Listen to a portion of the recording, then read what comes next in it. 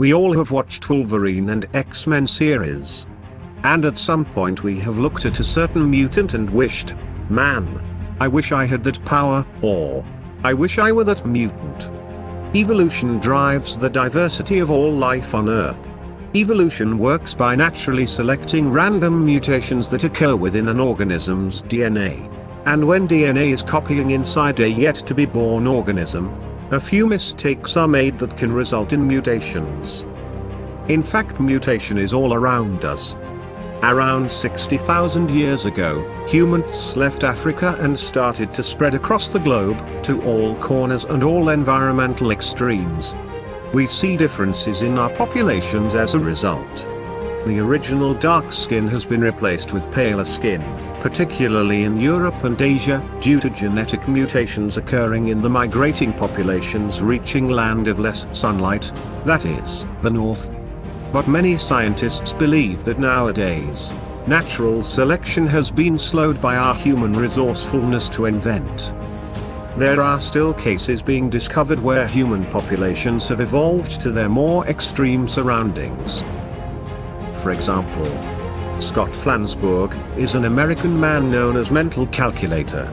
Flansburgh can add, subtract, multiply, divide, and find square and cube roots in his head almost instantly with calculator accuracy and can beat person using calculator.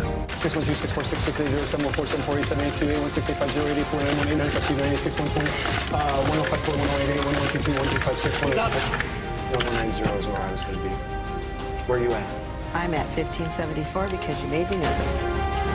Another superhuman mutant is Dean Karnazes.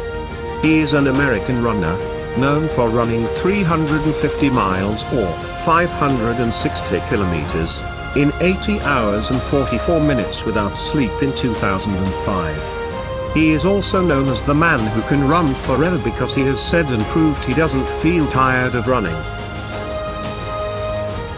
Another mutant is a guy named Raj Mohan Nair in India who is known as a human conductor, who is able to withstand several amps of electricity passing through his body without suffering any bodily harm.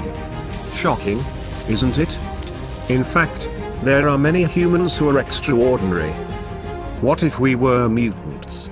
What if mutants like those were really present in our world along with common human beings?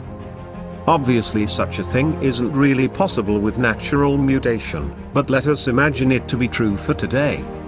Let us imagine a mutant who can control people with mind. That mutant can be either a good one or a bad mutant. Let us assume he or she is good. The mutant can control the mind, meaning any bad prisoners and murders can be made aware of the goodness in the world. Even the terrorist community can treat it of their communicable disease in their mind to be a good person. As a whole, humanity can be freed from their disease of corruption, pollution, murder, crime and all those things that define a living species as human according to today's time. Now let us imagine the mutant is a bad one. Every sane person in the world would know that means either the death of the entire Earth or it means we all humans are gonna be slaves of new. What can a mind-controlling bad mutant do? The answer is simple. Everything. He can control any human and animals, which clearly means he rules the Earth if he wants to. Let's say he can just influence only one person at a time. That also means destruction.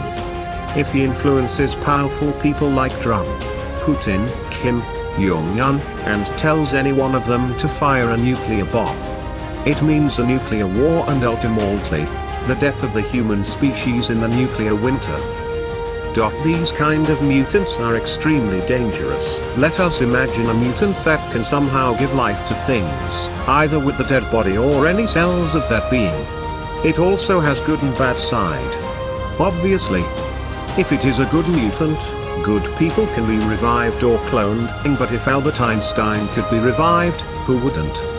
Imagine a soldier killed in battle.